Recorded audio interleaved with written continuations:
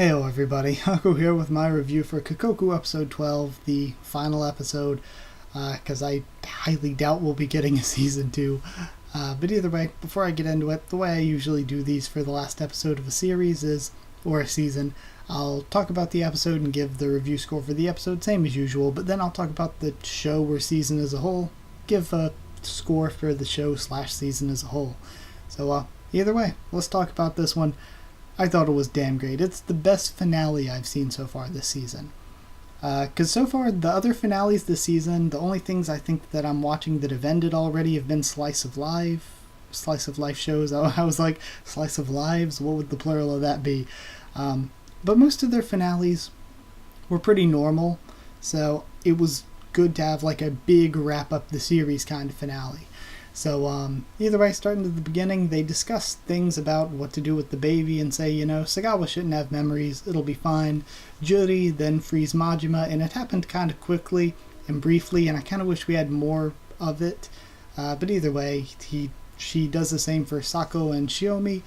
And then it's crazy to see her and the grandpa living for a little bit, knowing that as they're living, no time has passed. Nothing has changed on the outside, so when they show up there, they're just going to be at the same place everybody else is showing up. Juri thinks that the grandpa should go home to tell everyone what's going on for, and he says he will go when it's his time. Don't just sneak up on him like she tried to do before.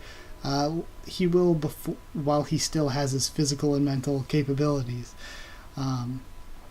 But they both think about how to escape. They both think about learning what Sagawa was going to do, and as the grandpa's going to sleep, during his sleep, Juri frees him as well from stasis.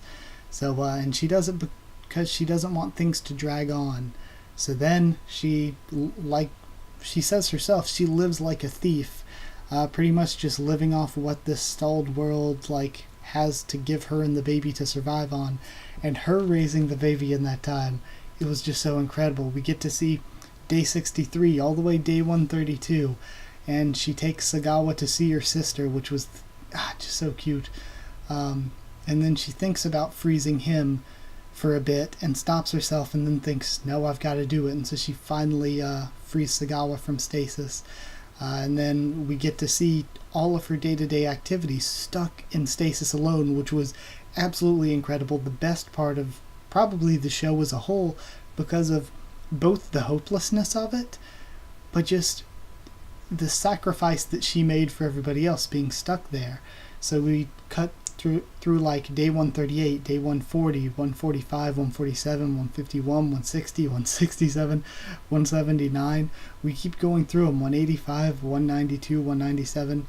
And then at that point is when she starts drinking, she starts screaming to release stress, she cuts her hair back to the way it was before.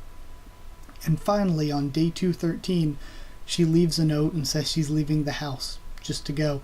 And again, I think it would be cool if we saw her for a while, trying to learn all that she could, go and visit different places while the world was stalled.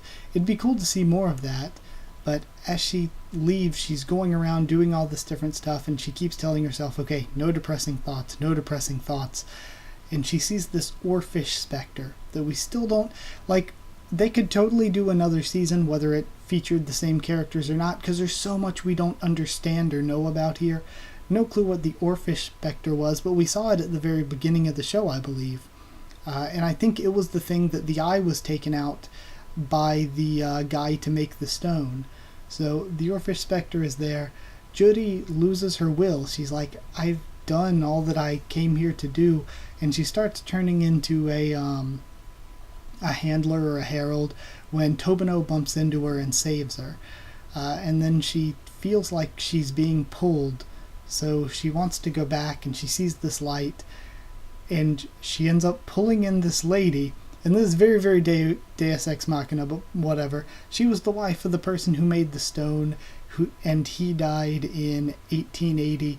She says that she was born with a specter and could enter and leave stasis whenever. It's just as normal as breathing to her.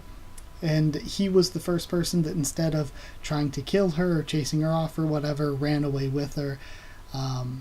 So he grew old with her until he died. And he got more obsessed with he wanted to join her in stasis, but after a while he got more obsessed with researching it than actually finding the way to be with her. So he grew old and died, and now she basically goes around living forever, I guess. So it's pretty Deus Ex Machina. She just frees Juri, and the feels. I really teared up really hard when the family all waited for her. So I was really, really happy at the end. Even though, like I said, Deus Ex Machina, I can't be mad at it just because the rest of the episode was so good, especially what the character went through with Juri being stuck in stasis like that. And what I saw somebody else say I agree with is that it was beautifully simple. Like, it was a simple way to end it, but it was so effective because it just felt like it all fit. It felt like it's how it should have ended. So, yeah, even though it was a bit Deus Ex Machina, I can't complain about it. Sagawa found a loving home in the end. I love the relationship between Juri and Grandpa. That is probably one of the best things throughout the entire series. And I if there was one thing I wish we saw more of this episode, I wish we got more of an epilogue. I wanted to see Sako and Majima, I guess Shiomi too, but more Sako and Majima. I wanted to see them have some sort of relationship with the Yukawa family after this all had ended. That was something that I really wanted to see. Especially, I shipped Majima and Juri really hard, so if there's anything for the show as a whole I wanted to see more of, I wanted to see a deeper connection between Majima and Juri. So yeah, I thought the scenes throughout the episode with Juri were the best part, I've already said, and as a whole I'd give it 9.75 moments out of 10. I think the Deus Ex Machina aspect keeps me from giving it a perfect score, even though the rest was so really good. It's 9.75 moments out of 10. Now, for the show as a whole, I think that the biggest thing for me is how good of a main character Juri is. Juri is an insanely great main character. And other than her, the show still had characters that really made you root for them, except maybe like Takafumi.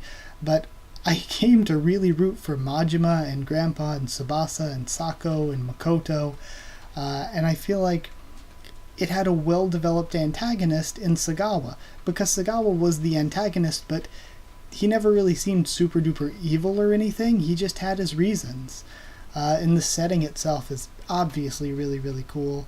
I think that Geno Studios, who made it, this was their first TV anime, and for it to be their first TV anime, they've probably still got some things to work out. The actual visual presentation of it is better than most stuff I see generally anyway.